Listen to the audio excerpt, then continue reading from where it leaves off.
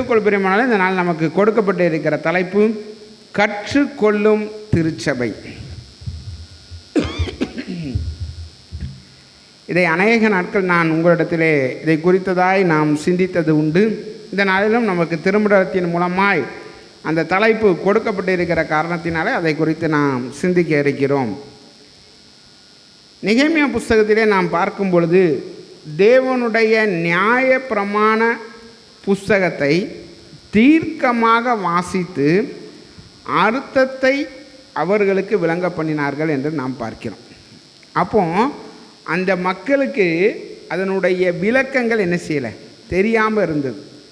இன்றைக்கி அநேகரை பார்த்தோம் அப்படின்னா கல்வி கட்டுறதை பார்த்தா ரொம்ப கம்மி. ஆனால் பார்த்தா வேத அறிவில் அவங்க என்ன செய்தாங்க, அதிகமாக சிறந்து விளங்குறாங்க. எப்படி இந்த வேத அறிவில் சிறந்து விளங்குறாங்க அப்படின்னா, வேதாகமத்தை நம்ம வாசிக்க அதில் இருக்கிற அந்த ஞானம் நமக்குள்ளாக என்ன செய்யும், வெளிப்படும். அல்லேலூயா. வேத வசனம் சொல்கிறது, ஒருவன் ஞானத்திலே குறைவுள்ளவனாயிருந்தால் யாவருக்கும் சம்பூர்ணமாய் கொடுக்கிற தேவனிடத்திலே கேட்டு பெற்றுக்கொள்ள கடவன் என்ன செய்து வேத வசனம் கற்றுத்தருகிறது. அப்போ நம்ம ஞானத்தில் குறைவுள்ளவர்களாக இருப்போம். ஆனால் இந்த வேத வசனம் நம்மளை என்ன செய்யும், ஞானத்தில் தேர்ந்தவர்களாக நம்மளை என்ன செய்யும், கொண்டு செல்லும் என்பதை குறித்ததாய் நாம் இந்த நாளிலே என்ன செய்ய போகிறோம், சிந்தித்து பார்க்க இருக்கிறோம். கிறிஸ்துவுக்குள் அருமையானவர்களே, நாம் ஒரு ஓமையின் மூலமாக இதை நாம் சிந்திக்கலாம் என்று நான் விருப்பப்படுகிறேன். யாரும் எடுத்து வைத்துக்கொள்வோம். மத்தேயு எழுதின சுவிசேஷம் 13ஆம் அதிகாரம்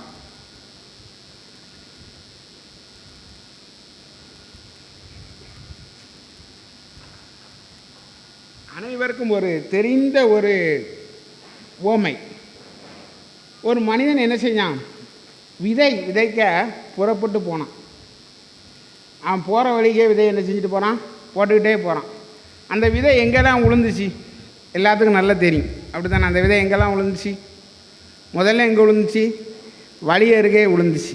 அடுத்து கற்பாறையின் மேலே விழுந்துச்சு. அடுத்து முற்கள் உள்ள இடத்துல விழுந்துச்சு. கடைசி கொஞ்சம் விதை மட்டும்தான் எங்கே விழுந்துச்சு, நல்ல நிலத்தில் விழுந்துச்சு. ஆனால் எல்லா விதையும் என்ன செஞ்சிச்சு, முளைச்சிச்சு. விழுந்த விதை எல்லாமே என்ன செய்தது, முளைத்தது. ஆனால் இந்த முளைத்த விதையில் நிலைத்து நின்று கனி கொடுத்தது எங்கே நின்றது தான், நல்ல நிலத்தில் விழுந்தது. இன்றைக்கி நம்ம சிறு பிள்ளைகளை ஞானஸ்தானம் கொடுக்குறோம். இதை குறித்து கிறிஸ்தவர்கள் மத்தியிலே அநேக கருத்துக்கள் போதிக்கப்படுகிறது. இயேசு கிறிஸ்து என்ன பிறந்தவொன்னே ஞானஸ்தானம் எடுத்தாரா, ஏன் ஞானஸ்தானம் கொடுக்குறீங்க அப்படின்னு சொல்லி என்ன செய்யப்படுகிறது, சொல்கிறதை நாம் அநேக நாட்களில் கேட்குறோம்.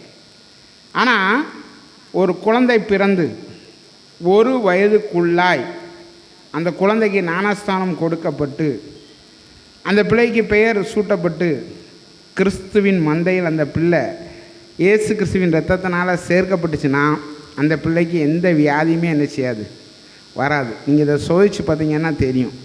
அநேகர் என்ன செய்வாங்க அப்படின்னா, பிந்தி ஞானஸ்தானம் கொடுத்துக்கலாம் அப்படின்னு சொல்லுவாங்க. வியாதினால் கஷ்டப்படுறத நம்ம கண்ணால் என்ன செய்ய முடியும், பார்க்க முடியும்.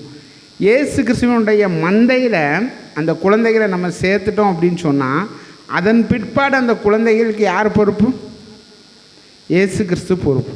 அப்படி தானே? அவர் மந்தையில் என்ன செஞ்சாச்சு, பிதா குமாரன் பரிசுத்தாவின் நாமத்தினால அந்த குழந்தையை எதில் சேர்த்துருந்தோம், இயேசு கிறிஸ்துவனுடைய மந்தையில் உறுப்பினராக சேர்த்துருந்தோம். அதுக்கப்புறம் பொறுப்பு யார், அந்த மேய்ப்பன். அவர் என்ன செய்வார், பார்த்து கொள்வார். அப்போ கேட்குறாங்க, அந்த குழந்தைக்கு ஒன்றுமே தெரியாது, அந்த குழந்தைக்கு ஒன்றுமே தெரியாது. இப்போமே நீங்கள் சேர்த்து விட்டீங்கன்னா அந்த குழந்தை எப்படி கற்றுக்கொள்ளும் என்பதை குறித்தாய் அநேகர் நம்மிடத்தில் வாக்குவாதங்களிலே ஈடுபடுவது உண்டு. உதாரணத்துக்கு நம்மளுடைய திருச்சபையை சார்ந்த அன்பு தம்பியே நம்ம என்ன எடுத்துக்கலாம். சாம எடுத்துக்கிட்டோம்னா எழுத்தே என்ன செய்யாது, தெரியாது. ஆனால் வசனங்களை என்ன செய்யலாம், கற்று தேறினவனாய் காணப்படுகிறான். சிறு பிள்ளைகளுக்கு ஓய்வு நாள் பாடசாலை மூலமாய் நம்ம என்ன செய்கிறோம், வசனங்களை கற்றுக் கொடுக்கிறோம், பாடல்களை கற்றுக் கொடுக்கிறோம், கதைகளை கற்றுக் கொடுக்கிறோம். அந்த சிறு வயது முதலே அந்த குழந்தைகள் பாடலை என்ன செய்து கொண்டு இருக்கிறது, கற்றுக்கொண்டே இருக்கிறது, தடைப்படவே இல்லை. அதே போல் திடப்படுத்தல் என்று கொடுக்கிறோம். இந்த திடப்படுத்தல் எத்தனை வயதில் கொடுக்குறோம் தெரியுமா? 13 வயது. ஏன் டீன் ஏஜ் அப்படின்னு சொல்லுவாங்க? ஏன் டீன் ஏஜ் அப்படின்னா தெரியுமா? 13 வயதிலிருந்து 19 வயது வரை, ரெண்டும் 13 19 ஈனில் முடியுது. அதனால தான் அது என்னது டீன் ஏஜ் அப்படின்னு சொல்கிறோம். இந்த வயதில் அந்த குழந்தைகளுக்கு தவறான வழிகள் அநேகம் என்ன செய்யும், வாய்ப்புகள் கிடைக்கும். அதில் நம்ம என்ன செய்யணும், அந்த குழந்தைகளை நெறிப்படுத்தி ஒழுங்குபடுத்தணும். இதுக்காக தான் நம்ம பெற்றோர்கள் மட்டும் இல்லாமல் ஞானஸ்தானம் கொடுக்கும்போது யாரை கொடுத்துருப்பாங்க? ஞான பெற்றோர் கொடுத்துருப்பாங்க. எதுக்கு? திடப்படுத்தல் வரைக்கும் அந்த குழந்தைகளை பெற்றோர் மட்டும் பொறுப்பு இல்லை, இந்த ஞான பெற்றோர் என்னது பொறுப்பு. அந்த குழந்தைகளை கடவுளை பற்றி அறிகின்ற அறிவிலே என்ன செய்யணும், வளர்க்கக்கூடியவர்களாய் நம்ம என்ன செய்ய வேண்டும், காணப்பட வேண்டும். அதில் குறை உள்ளவர்களாய் நம்ம என்ன செய்யக்கூடாது, வளர்க்கக்கூடாது என்பதற்காக தான் நம்முடைய திருச்சபை சட்டமானது இயற்றப்பட்டு இருக்கிறது. அப்போ நம்ம குழந்தைகள் பிறந்ததில் இருந்து நம்முடைய திருச்சபையானது அந்த பிள்ளைகளுக்கு கற்றுக்கொள்கிற அறிவை கொடுக்கிறது. திருச்சபை என்ன செய்கிறது, கற்றுக்கொள்கிற அறிவை வளர்த்து கொண்டே இருக்கிறது. உதாரணத்துக்கு எடுத்துக்கிட்டோம்னா, நம்மளுடைய ஆலயத்தில் பாடல் பாட வைக்கிறோம், வேத வசனம் வாசிக்க வைக்கிறோம், வேத வசனத்தை சொல்ல வைக்கிறோம். இதெல்லாம் இந்த வாய்ப்புகள் என்ன செய்யப்படுகிறது, வழங்கப்படுகிறது. இதே இது மித்த பக்கத்தில் வழங்கப்படுமா? ஒரு சமுதாயத்தில் ஒரு நிகழ்ச்சி நடக்கு, ஒரு அமைச்சர் தான் வராருன்னு வச்சுக்கிட்டோமா, ஒரு நிகழ்ச்சி நடக்கு. அந்த நிகழ்ச்சியில் நம்ம போய் நம்ம பேச முடியுமா? மைக்க பிடிச்சி வாய்ப்பு கிடைக்குமா? கிடைக்காது. ஆனால் இந்த திருச்சபை பல்வேறு வாய்ப்புகளை என்ன செய்து கொண்டு இருக்கிறது, வழங்கி கொண்டு இருக்கிறது. அதே போல் தான் அந்த விதையானது விதைக்கப்பட்டது, எல்லா இடத்துலையும் விதைக்கப்பட்டுச்சு. ஆனால் வழியருகே விதைக்கப்பட்ட விதைகள் என்ன ஆகிப்போச்சு, பறவைகளும் விலங்குகளும் என்ன செஞ்சுட்டு போயிட்டு கொத்தி தின்னுட்டு போயிட்டு. கற்பாறையின் மேல் விழுந்த விதை என்ன செஞ்சிச்சு, முளைச்சிது. வெப்பம் அதிகமானனால கறி என்ன செஞ்சிட்டு ஒன்றும் இல்லாமல் போயிட்டு. முள்ளுகள் உள்ள இடத்துல விளைந்த விதை முளைத்தது, வளர்ந்தது. ஆனால் முள்ளுகள் என்ன செஞ்சு போட்டது, நெருக்கி போட்டுச்சு. ஆனால் நல்ல நிலத்தில் விழுந்த விதை மட்டும்தான் என்ன செஞ்சிச்சு, வளர்ந்துச்சு, கனிகளை என்ன செய்தது, கொடுத்ததுன்னு பார்க்கணும். அப்போ நம்மளுடைய திருச்சபையில் இணையக்கூடிய பிள்ளைகள் எல்லாரும் கனி கொடுக்கிறவர்களாய் காணப்படுகிறோம், ஆண்டவருக்கு உகந்தவர்களாய் காணப்படுகிறோம். கடந்த வாரத்தில் சிந்தித்தோம், நம்ம என்ன செய்யணும், இல்லாதவங்களுக்கு நம்ம என்ன செய்யணும், உதவி செய்யணும். தேவை உள்ளவர்களுக்கு நம்ம என்ன செய்யணும், உதவி செய்யணும். சரியா? கிறிஸ்து அவர்கள் அப்படின்னா கிறிஸ்துவை உடையவர்கள் என்று அர்த்தம். அப்போ நம்மளுடைய நடக்கையிலையும் செயல்லையும் கிறிஸ்துவனுடைய அன்பை பறைசாற்றுகிறவர்களாய் காணப்பட வேண்டும். நம்மளுடைய அன்பு எப்படி காணப்படுகிறது? இந்த உலக பிரகாரமாக நம்ம பார்த்தோம் அப்படின்னா, நம்ம தெரிந்தவற்றை அநேகருக்கு நம்ம கற்றுக் கொடுக்கிறவர்களாய் காணப்படுகிறோமா, அல்லது எனக்கு இதை பற்றி தெரியாது என்று கடந்து செல்கிறவர்களாக இருக்கிறோமா?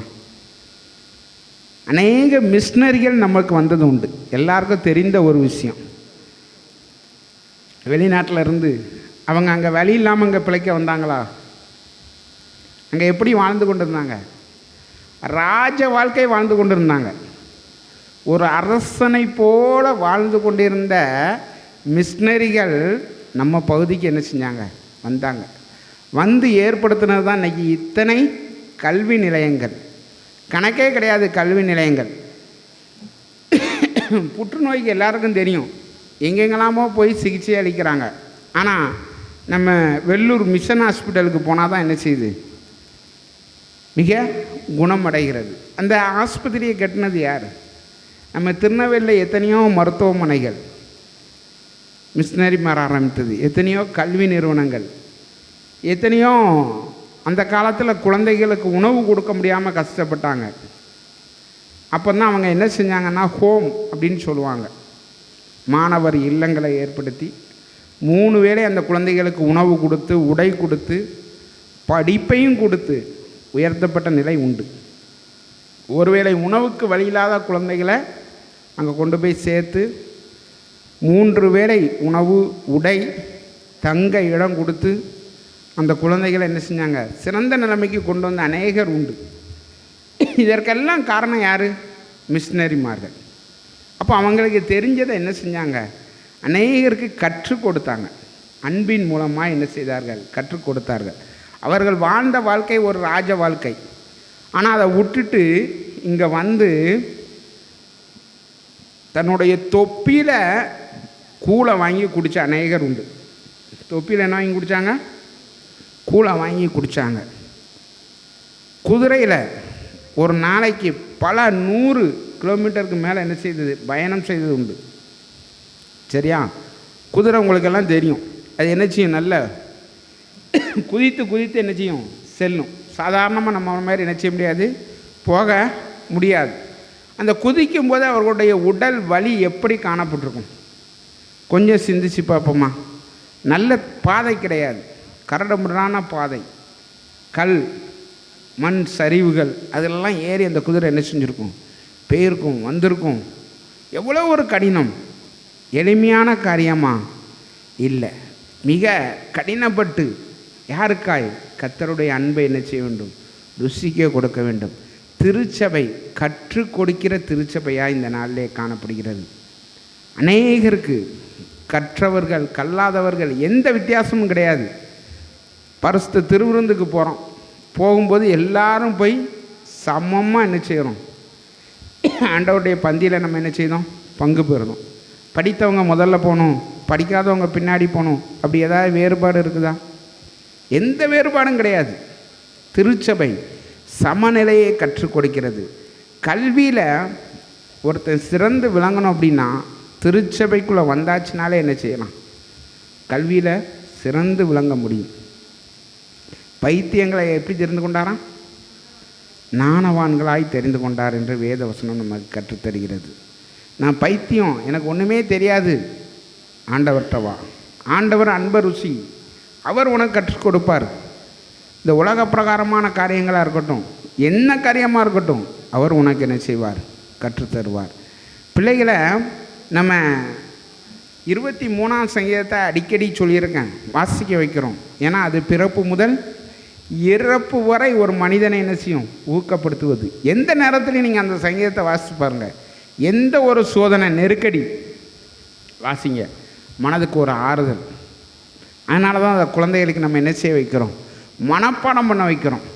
இன்றைக்கி மாறி மாறி வாசித்த 1ஆம் சங்கீதத்தை வாசித்தோம்னா எப்படி போடப்பட்டிருக்கு, கர்த்தருடைய வேதத்தில் பிரியமாக இருந்து இரவும் பகலும். இந்த நேரம்தான் கிடையாது, இரவுலையும் அவரை தியானியா, அவருக்கு நன்றி சொல்லியா, பகல்லையும் நன்றி சொல்லியா, அவரை தியானியா. அப்படி தான் வேத வசனம் நமக்கு என்ன செய்யுது, கற்றுத்தருகிறது. அப்படி இருந்தால் அந்த மனிதன் எப்படி இருப்பானா, நீர்க்கால்களின் ஓரமாய் நடப்பட்டு தன் காலத்தில் தன் கனியை தந்து இலை உதிராது இருக்கிற மரத்தை போல் இருப்பான். நீங்கள் எல்லாம் பார்த்தது உண்டு. இந்த ஏப்ரல் மே மாதம் பார்த்தோம்னா அநேக மரங்கள் இருக்குது. எல்லா மரமும் இலையை உதுத்துரும், வெப்பத்தை தாங்க முடியாமல் என்ன செய்யும், இலையை உதுத்துரும். ஆனால் நம்மளுடைய அருகாமையில் உள்ள மருத மரத்தை பார்த்துருப்பீங்க. அந்த மருத மரம் அநேகமாக அந்த நீர்நிலைகள் பக்கத்தில் தான் அந்த மருத மரம் நல்லா வளர்ந்து நிற்கும். அந்த மரத்தை பார்த்திங்கன்னா அது இலையை என்ன செய்யாது, உதிர்க்கவே செய்யாது. கோடை காலம், தண்ணியே இல்லை, பஞ்சம். ஆனால் அதனுடைய இலைகள் எப்படி இருக்கும், பச்சை பசேன்னு பார்க்கறதுக்கு மிக ரம்யமாய் காணப்படுகிறது. நம்மளுடைய வாழ்க்கையிலும் அதை போல் இந்த காலம் துன்பம் வந்துட்டுனா அவன் நொறுங்கி போயிடுவாய்யா, அவன் வேதனைப்படுவாய்யா அப்படின்னு என்ன செய்ய முடியாது, நம்மளை சொல்ல முடியாது. அப்படி இருக்கணும்னா நம்ம என்ன செய்யணுமா, இரவும் பகலும் அவருடைய வேதத்தில் எப்படி இருக்கணுமா, பிரியமாக இருக்கணும். எப்போ எப்போ நேரம் கிடைக்கும், நேரம் கிடைக்கும்போது இப்போ தொலைபேசி முன்னால் வந்து தொலைக்காட்சி அநேக வீட்டில் கிடையாது, யாராவது ஒரு சிலர் வீட்டில் இருக்கும். அந்த வீட்டில் போய் தொலைக்காட்சியை பார்த்த நேரங்கள் உண்டு. இப்போ கையில் என்ன வந்துட்டு, தொலைபேசி. எப்போ பார்த்தாலும் தொலைபேசியில் தான் நம்ம நேரத்தை நிச்சயிறோம். அதிகமாய் செலவிடுகிற ஒரு பெரிய பாரம் இருக்கிறது. அதனால் நமக்கு ஏதாவது அறிவு வளருதா? ஏதாவது அறிவை கற்றுக்கொள்ள முடிகிறதா? ஒன்றுமே இல்லை, ஒன்றுமே இல்லை. அதற்கு பதிலாக ஒரு சங்கீதத்தை வாசித்து பாருங்கள், ஒரு சங்கீதத்தை மனப்பாடம் பண்ணி பாருங்கள். அந்த சங்கீதம் அநேக காரியங்களை கற்றுத்தருவதாக இருக்கிறது. ஏதேன் தோட்டத்தில் ஆண்டவர் முதல்ல ஏதேன் தோட்டத்தை உண்டு பண்ணணுன்னா ஆற்றை உண்டு பண்ணினார். எத்தனை ஆறுகளை உண்டு பண்ணார்? 4 ஆறுகளை. ஏன்? உனக்கு என்ன வேணும்? வாழ்க்கை செழிப்பாக இருக்கணும்னா 4 தொழில் உன் கையில் வச்சுக்கோய்யா. வாரம் ஒரு வருமானம், 15 நாட்களுக்கு ஒரு முறை வருமானம், மாத வருமானம், ஆண்டு வருமானம். உன் வாழ்க்கை செழிச்சிருக்குய்யா. நீயோ கடன் வாங்காது இருப்பாய், அநேகருக்கு கடன் கொடுப்பாய். ஒரு கர்த்தருக்கு பிரியமானா வர்ற நாட்களில் அதை குறித்து ஒரு சிந்தனையை சிந்திப்போம். நம்முடைய தலைமுறையை கடனில்லா தலைமுறையாக மாற்றுவது எப்படி? கடனில்லா தலைமுறையாக மாற்றுவது எப்படின்னு வேதாகமத்தின் அடிப்படையில் வேதாகமம் கற்றுக் கொடுத்துருக்கு. ஆனால் நம்ம அதை என்ன செய்யதில்லை, சிந்திக்கிறதில்லை. காரணம், வேதாகமத்தில் நம்ம அதிக நேரத்தை என்ன செய்கிறதில்லை, செலவிடுவதில்லை. நீதிமொழிகள் மொத்தம் எத்தனை அதிகாரம்? 31 அதிகாரம்.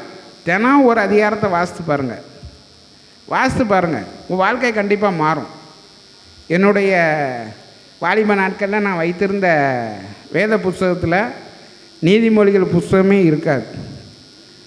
ஏன்? தினம் திருப்பி வாசித்து அந்த பக்கம் திருப்பி அந்த பக்கம் என்ன செஞ்சு போச்சு, கிழிந்து போய் விட்டது.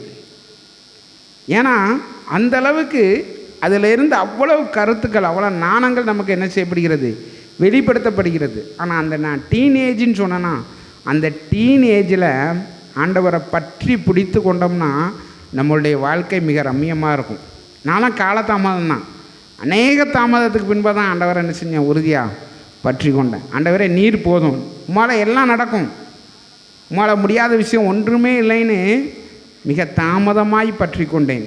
ஆனால் வாலிப பிள்ளைகள் பற்றி கொண்டால் அவங்களுடைய வாழ்க்கை மிக அதிகமாய் உயர்த்தப்படுவதை நான் பார்த்துருக்கிறேன். நம்மளுடைய வாலிப பிள்ளைகள்கிட்ட கரிசனை கொள்ளுவோம், வாலிப பிள்ளைகளோடு பேசுவோம், வேதாகமத்தில் இருக்கிற அநேக நன்மைகளை கற்றுக்கொள்ளும்படியான வாய்ப்புகளை கொடுப்போம். குழந்தைகள் என்ன செய்வாங்க, உயர்ந்த நிலைக்கு வருவாங்க. நம்ம இன்றைக்கி 3 காரியங்களை குறித்து சிந்தித்து இருக்கிறோம். முதலாவது, திருச்சபை நமக்கு எப்படி கற்றுத்தருகிறது? ஓய்வு நாள் பாடசாலை மூலமாய் நம்முடைய குழந்தைகளை அநேக கதைகள், பாடல்கள், வசனங்கள் மூலமாய் நமக்கு கற்றுத்தருகிறது. இரண்டாவது, டீனேஜ் பருவத்தில் திடப்படுத்தல் மூலமாய் நமக்கு என்ன செய்கிறது, கற்றுத்தருகிறது. அதற்கு உதாரணமாய் தான் நாம் நீதிமொழிகள் புத்தகத்தை பார்த்தோம். இறுதியாய் நமக்கு எப்படி தியானம் பண்ணணுமா, இரவும் பகலும் பிரியமாயிருந்து ஒரு மனிதன் எதில் பிரியப்படுகிறான், ஒரு காரியம்தான் சொல்ல முடியும். அவன் அதில் ரொம்ப விருப்பப்படுவான், அவனுக்கு அந்த விஷயம் ரொம்ப பிடிக்கும் அப்படின்னு ஒரே ஒரு காரியத்தை தான் என்ன செய்ய முடியும், சொல்ல முடியும். அந்த காரியம் என்ன காரியமாக இருக்க வேண்டும்? வேதத்தை நேசிக்கிற காரியமாய் காணப்பட வேண்டும். என்னை குறித்து அநேக நாட்கள் சொன்னது உண்டு. எனக்கு அரை மணி நேரம் யாரும் பேசலைன்னா என்ன செய்வேன், தூங்கி விடுகிற ஒரு பழக்கம் உண்டு. கடந்த நாட்களிலே தேர்வு எழுத சென்றிருந்தேன். 10 மணிக்கு வினாத்தாள்கள் கொடுக்கப்பட்டது. 10:30 மணிக்கு என்ன செய்து விட்டேன், தூங்கி விட்டேன். 1 மணிக்கு டைம் முடிஞ்சு போச்சு, கொஸ்டினை கொடுத்துட்டு போங்கன்னு சொல்லி என்ன செஞ்சாங்க. உண்மையிலே நடந்த சம்பவம். ஒவ்வொருத்தருக்கும் அந்தமாரி ஒரு பிடித்த பழக்கம் உண்டு. ஆனால் அந்த பிடித்த பழக்கம் எதாக மாற வேண்டும், வேதத்தை வாசிக்கிற பழக்கமாக என்ன செய்ய வேண்டும், மாற வேண்டும்.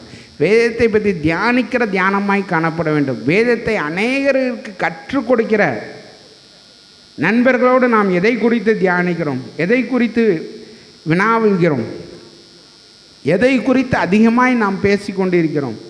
வேதாகமத்தை குறித்து நாம் சிந்தித்தோமானால், பேசினோமானால் நம்முடைய அறிவு சிறந்து விளங்குவதோடு மட்டும் இல்லாமல் நம்முடைய திருச்சபை நமக்கு கற்றுக் கொடுத்திருக்கிற அறிவிலே நாம் சிறந்து விளங்க முடியும். அப்படிப்பட்ட கிருபைகளை ஆண்டவர் தாமே நம் ஒவ்வொருவருக்கும் அருளி செய்வாராக. ஆமென்.